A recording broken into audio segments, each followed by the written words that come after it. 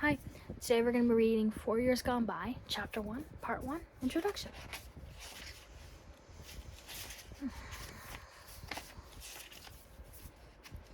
My name is Victoria Leanne Watson. This story is all about the good and the bad events that I can remember, through the tears and the amazing laughs. Also through my experiences and my memories, even through my depression stage. However, some memories have been forgotten or just simply blocked that I cannot remember certain events, even though most of my memories from grades 9, 10, and 11 are gone, as if they never happened. I know that there are many memories I've missed, so here are the memories I do remember. I just wish that I could remember more things from school, but unfortunately I cannot. But my brain is incapable of remembering every memory I ever made at Panthers United. This includes both the good memories and the bad ones. Some of my memories may not be in the order of when they happened. I was born in Scarborough, Ontario. I was 11 years old when we moved to Hamilton. Previously living in Mississauga with my family before I went into grade 6. I was happy where I was living at that time. I didn't like Hamilton, and I never thought that feeling would change.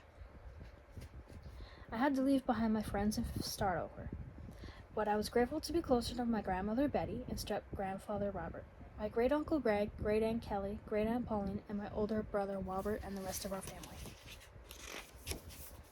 When we were living in Mississauga, we couldn't see our family as much. Mom and Dad finally decided enough is enough. So we moved to Hamilton in 2006 and that was final. And we never looked back. A year later, I was finally able to call Hamilton home. I am forever grateful to be able to call Hamilton home. I wasn't born in Hamilton, but the city is my home and my heart chose to have Hamilton as my official home. From all the deja vu I have seen and experienced since we moved here, I intuitively knew that Hamilton was where my family and I were meant to be. To this day, I am still experiencing deja vu, especially in places I have only been to once, and sometimes passing by places or never visiting and just knowing there is something about that place that is familiar to my spirit somehow. I've met so many amazing people along the way and made friends with some of them too. Over the course of time, most of those friends went their separate ways, and I felt left behind. But that's okay, as long as they are loved and happy, that's all that matters to me. I started attending Wildcats East Elementary School in 2006. People began to bully me in grade 6. The students were rude and would never stop giving me a hard time. I thought I was going to be okay with my siblings in the same school, but that didn't last long as my sisters Bethany and Elizabeth were transferred to a different elementary school in Stony Creek. Louis and I stayed in Wildcats East, but it only made things easier for the bullies and things became worse for both of us. I was afraid all the time. I never wanted to go to school. I thought the bullying was going to stop, but it never did. I just didn't fully understand why it didn't stop and why they bullied me. I never did anything to them to deserve that. Now that I'm not in school anymore, I feel safer, not threatened or bullied by anyone as much as I did back then. Incredibly sad how school life had to turn out the way it did. I was never bullied in Scarborough, Toronto, or Mississauga. So why was Hamilton any different? Why was I bullied here and not in the earlier cities that my family and I lived in? Growing up, I didn't have many friends. I was the type of person who didn't care for that. I was the type of person who would wait for someone to befriend me before going up to him or her. And it didn't matter where you came from or where you grew up. I just wanted a friend, whether you were black, brown, or white. Everyone deserves to have friends. However, it wasn't the case when I met my best friend, Della Beatrice, in 2009 at Panthers United Secondary School. She made my high school life better. Della, who was also a new student, came in late one day for math class in October 2009.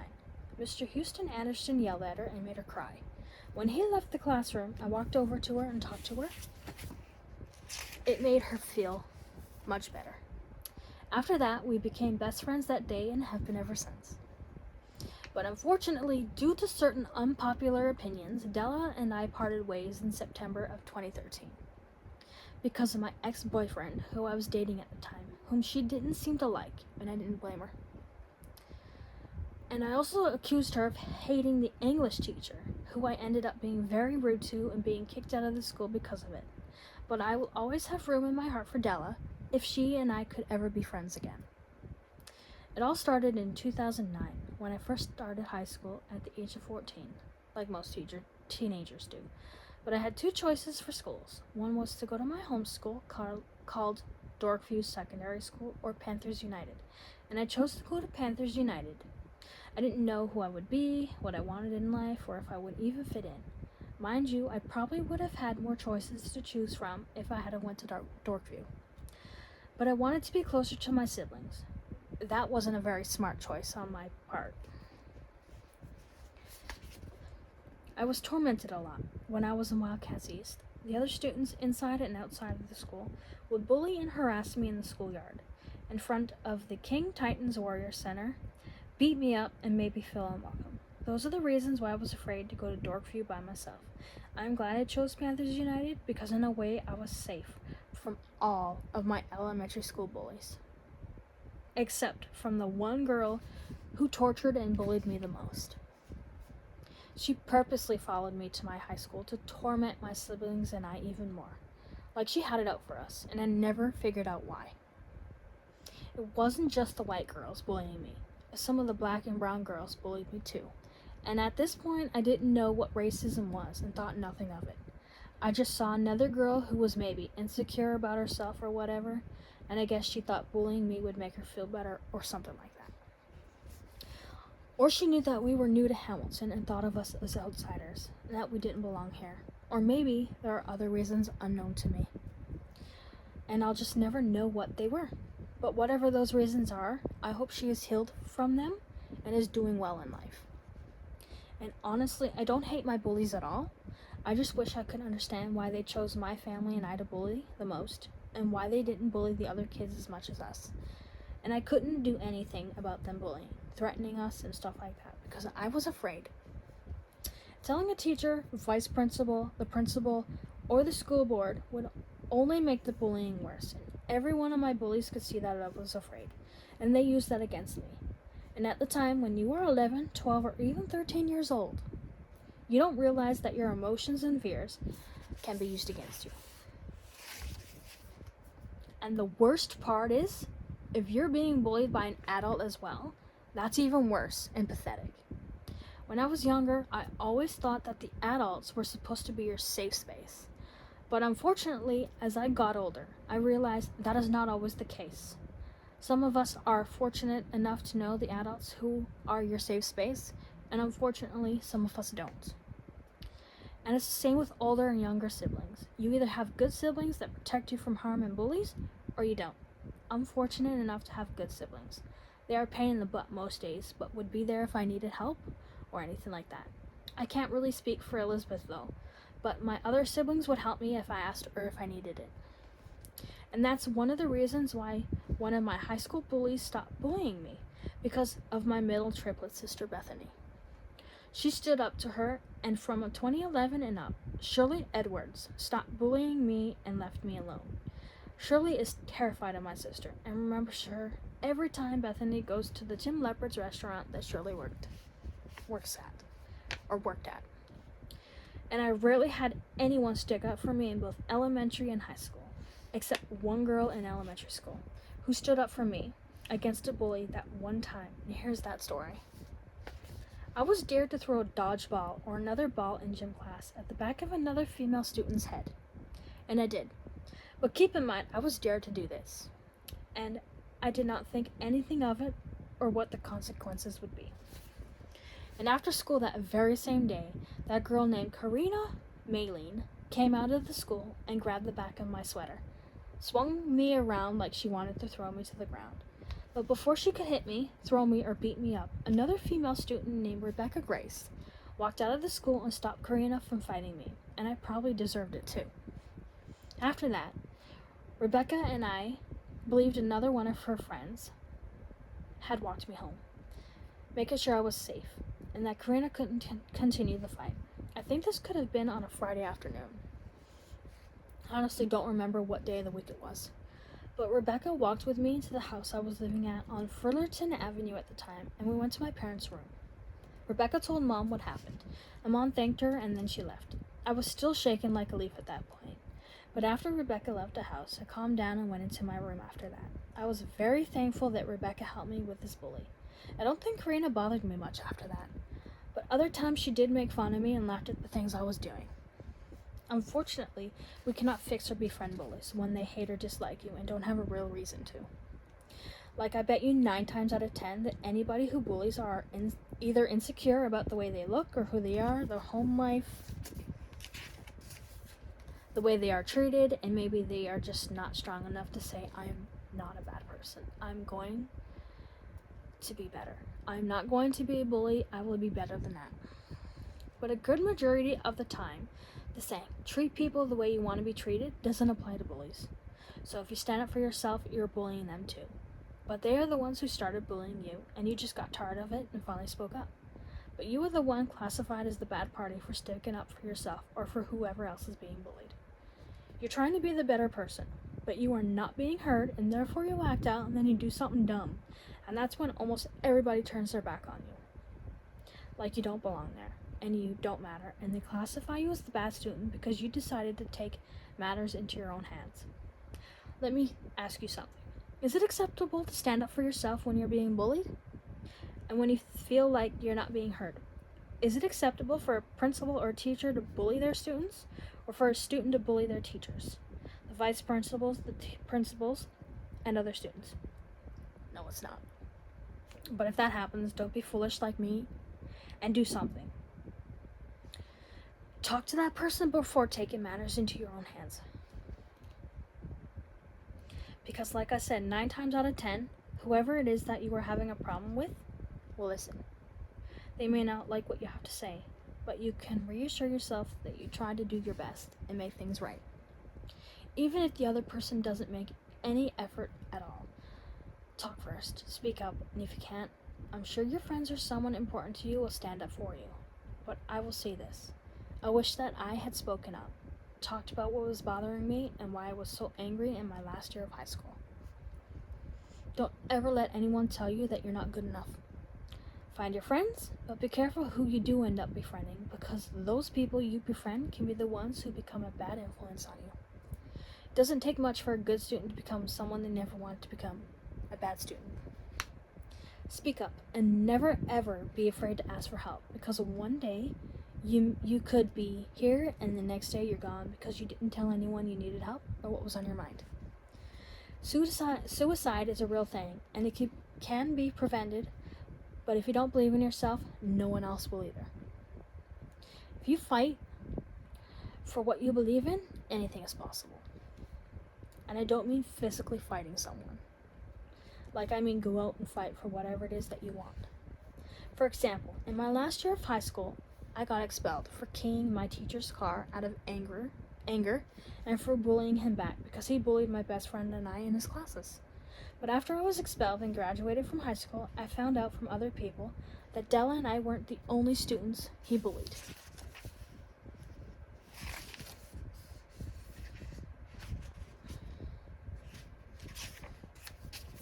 But he didn't always bully me though.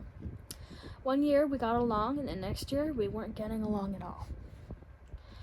And I was too afraid to speak up about it at the time. But also because not only would he get into trouble for bullying us, but I would get into trouble for bullying him back. Sometimes I couldn't tell if he was serious or not. The EA that worked with him said that's who he is, making fun of his students and making them laugh. And nobody ever took it seriously. But sometimes I did take it seriously because I could not tell if he meant it or not. And his body language said everything that he didn't say. It's one thing to bully me, but bullying my best friend was another thing, and that was a big problem, and I hated it when he bullied her.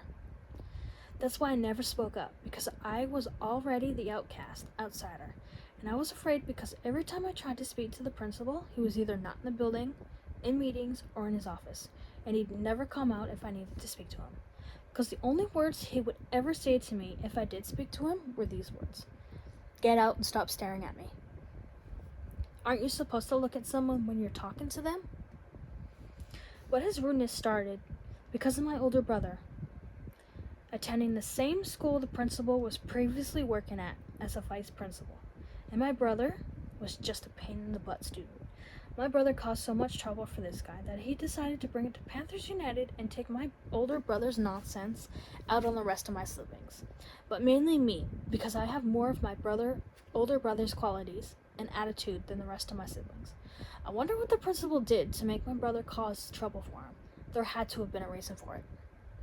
But the principal was nice to his other students, and sometimes he was nice to my other two siblings. But it was always me who was the problem, and he hated me for no reason. And sometimes he was nice to me in my early years at school, but I knew he was faking it to look good in front of everyone else and to make me look bad. People like him have no business being principals. Just because someone says that someone is cute doesn't mean they have a crush on you or are in love with you. I had no idea what a crush even was back then, as dumb as that sounds. Like, dude, I was 14 years old at the time. I wish that I hadn't said anything at that time about him being cute. Like, seriously, who cares what it was, because I don't care. You made my high school life hell because of one rumor you let go to your head. I always told myself that if he had have been a better principal towards me, then maybe I could have been a better student.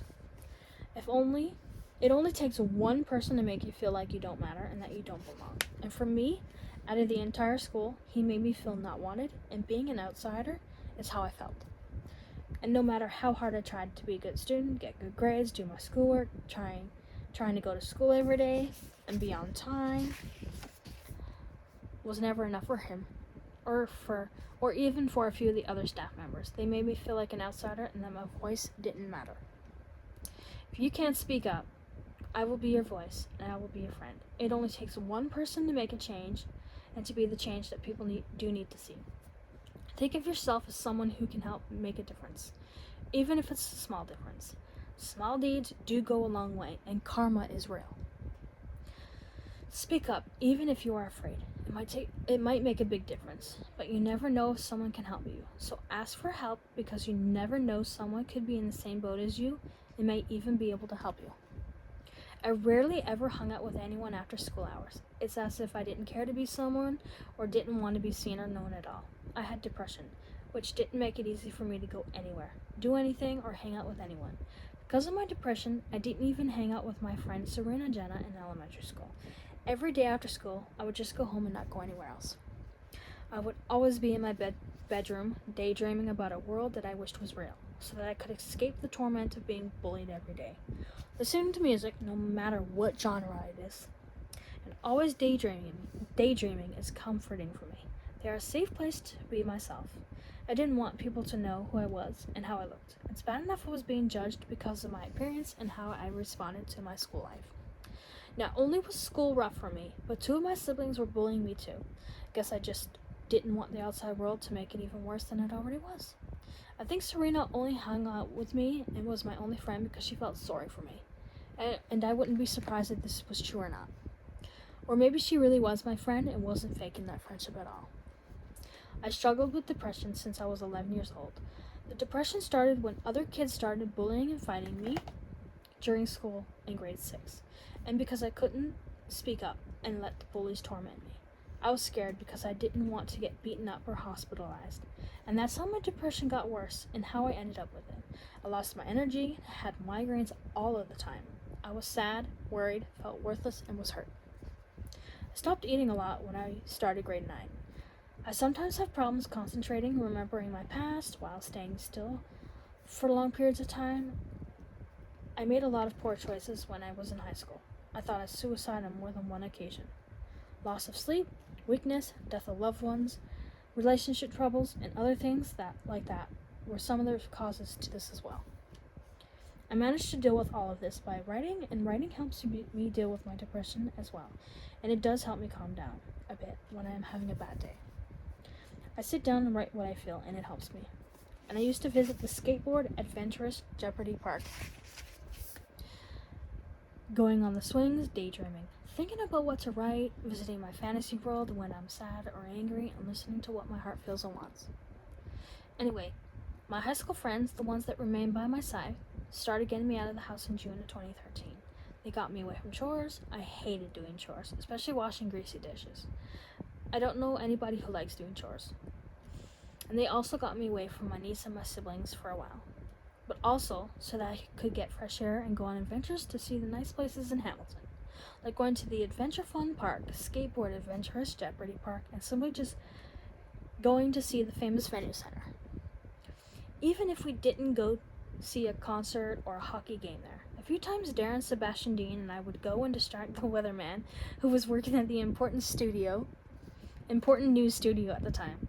Once or twice we did get his attention, but then they would close the studio doors after that. And yes, I eventually did meet Mr.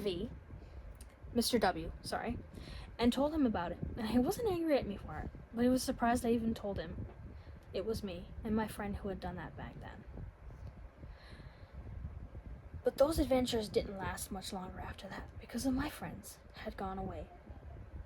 And that just meant that there would be more room to make newer friends. And I've met so many wonderful people after I left high school. Most of them I wouldn't know today if I hadn't have messed up in high school. Sometimes I believe that being booted from Panthers United was a blessing in disguise, because I was given a second chance to be a part of something bigger. And when I got the chance to prove to myself that I wasn't the same girl I was in high school, I took it. And I finally became someone I wanted to become, a better student, an overall human being. But not only was I doing this for me, I was doing this for the school, and for Winterberry Adventure College, and for any other school, conservatory, theater, or place that I would be a part of. I vowed to never make the same mistakes I made in high school, ever again, and to speak up whenever I need to, and only give attitude when completely necessary. And all I can do now is try to do my best to be a better person, and that's really all I can try to do. I love Hamilton even more because of my friends, colleagues, fellow volunteers, classmates, teachers, Sue Croconelli, Deborah Stringer, Carly, Sensi Branny, Mr. Oliver, as well as Mr. Samprogna and his beautiful family.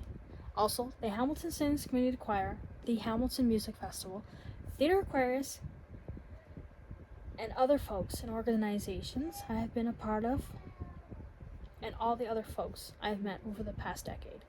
In addition, they made me realize that Hamilton isn't a truly bad city depending on how you look at it, and that I really do belong here. And because there are people out there that believe in me, even when I fail or want to give up. They encourage me to keep going and to not give up on my dreams and to be the best person that I can be. My family, friends, pets, teachers, favorite celebrities, and the heroes are the reasons why I'm still here today. I appreciate all of the kindness they have shown to me over the years, and I love all of them from the bottom of my heart. And I'm grateful that their paths were crossed with mine, and that I was able to meet all of them. Growing up, writing never seemed to be an interest to me, but I was also very young too. Being a veterinarian was one of my dreams, but that's what my dad wanted me to be. I love all animals, but that dream is no longer my dream, if that makes any sense. Besides, being a vet would bother me as I wouldn't be able to handle the job because what if I must put any animals to sleep? I don't like seeing animals die, but I wouldn't want to hurt any of them either. I want to work with animals, but being a vet would be very hard for me. I'd be fired or let go on the very first day. I also wanted to be a professional photographer and movie star, be able to work in the entertainment industry, such as acting, singing, and to be an author. But I have stage fright, so acting is out of the question for now. But with my writing, I don't just want to write stories, but I want to help and inspire others with my writing. We all have hopes, goals, and dreams that we want, but we all must start somewhere to get to those goals, hopes, and dreams, even if it means doing it alone. But my dreams started changing along with my life. I am managing to go through the rest of my life the best way that I can. When I am not volunteering or doing any kind of work, I make time for my hobbies and interests, because someday those skills will or might get me somewhere. My hobbies are reading, photography, art, singing, and writing, and the interests are singing, theater, film, acting, and writing. Like I said, I have so many interests and things I would love to do, but life is short. Either way, hopefully I can do most of the things I would like to do before my journey on Earth comes to an end. I want people to celebrate or remember me for who I am. Kind, caring, shy, dedicated, loving, and who I want to be. Also, a little bit mean when I need to be or want to be. My personality is who I am, and my attitude depends on the person that I am around or with. I am a fun-loving person when treated well, but I will give you a piece of my mind. It doesn't matter who I am or who you are. I will tell you what's on my mind. Be nice to me and I'll be nice to you. Ever heard of the saying, treat people how you want to be treated? Don't give me bad attitude or bully me and expect me to just take it. Because I won't take it anymore. Advice to anyone, including writers. Write from your heart and don't be afraid to tell people what's on your mind. If you have something to say, please say it, because others may not be able to do that. So maybe you can be their voice too, even if you don't know it. I wish I had more folks rather than just Rebecca and Bethany speak up for me. Especially having someone speak up for my siblings and I when we were in school, with all the bullying going on. I started writing this book in my last year of high school before I graduated in 2013. I started writing from the back of the novel, the dedications, tributes, and thank yous chapter. The inspiration behind this novel was my English literacy course and history teacher. He knows who he is. Let's just say that it only takes one sensei, teacher, a vice principal, and principal, or educational assistant to see your worth, your talents, and potential. Listen to that person. It doesn't matter whether it comes from an educator you like or don't like, because in a way they know what they are talking about. They see things that you may not see at the time, and maybe they see them before you do.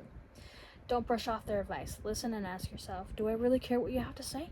Is this advice important, and will I need it at all, or even 5 or 10 years down the road? Do they really mean what they are saying? Can I take those words to heart or just brush them off? I know they mean those words, but when we are young, sometimes we do dumb things and sometimes we don't listen. We don't really believe those words from our educators at the time. But when we get older and wiser, that's when some of us say to ourselves, wow, why didn't I listen? Did he or she really mean those words? And that's when you realize that those words did make a big difference. I ask myself all of the time, why didn't I listen? What happened to make me become an angry student? Was it the students or friends I was hanging out with? Was it home life, family, siblings, or something else? Was it the bullies you couldn't escape from? Was it the teachers who were being hard on you to do your best, even though you thought at the time that because they were being hard on you, that it felt like they were bullying you? And believe me, a few of them did bully me, even if they didn't bully me to my face. And there were a few staff members who also bullied me, and they were even trash talking about me and saying I'm a stalker. When I started writing this book, I thought that it wasn't very good and that nobody would ever read it. But now that I realize it may help other students, past, present, and future, or anyone for that matter, who are like me in many ways, even people who are different from me, I believe can benefit from this novel. In addition, this book was also my hope for a better tomorrow and that things would get better. And eventually, things did get better, and I found my second chance at being a better human being and student as well. And it helped me become a better person and shape the person I am today. Everyone makes mistakes, and we all must start somewhere, but 11 years down the road, I looked back and realized I was a terrible student, and I could have done better. But for some reason, I chose not to, or at least felt like I couldn't do better. I hung out with a few of the wrong students, cared about the staff members who were bullies, and I became someone I never wanted to become, a bully. I bullied those who were bullying me, and that was the end of it. Anyway, this is my story of my high school years. Also, every now and then I will share bits of my elementary school life of being bullied with you too. I hope in some way my experiences can help you be the best person you can be, whether you're a student right now or not. I want people to know my story, and I believe that it's time to share it with as many people as I can. Here's hoping my story can inspire you to be your best self. Be brave and courageous and love who you are. I believe every person has the potential to do great things if they choose to, and are beautiful and unique in their own ways. Don't give up on your dreams and know that you can make a difference in this world, because there is help out there. There are people out there willing to help you, but you must gather enough courage to ask for it. We all have a past, and we all make mistakes, but it's up to us on how we move forward and deal with those mistakes. Don't let other people define you. It's not their job to live your life. It's yours and yours only. You want to be a superhero? Then be a superhero. But if there's one thing in life that we should all be doing, it is being kind. No more wars and no more killing each other or hurting one another. This goes for kids and animals too. We should be protecting them and being their safe space. Let's show them that we can stand up and be a greater place for all of them. I know this book isn't about that, but in some way it's about making a difference, even if it's a small difference. With everybody pitching in, the world can be one and whole again. Also, sorry there are No headers on any of the pages in this novel. I tried for days to write headers such as my name and book title on certain pages, but they just kept disappearing on me. If anyone knows how to do that properly, please let me know. I could use your help to learn how to do that or get it sorted out by someone more talented in that area of formatting my next book. Thanks in advance. And that is the end of chapter 1. I'd like to know your thoughts. Comment down below. Like, share this video. This book was really hard for me to write, and so don't be surprised if you see me cry in any of these videos. Sorry I kept messing up. My first time actually sharing this book physically, like talking about it, and yeah, I really hope that you take something good out of this book and carry on. Bye.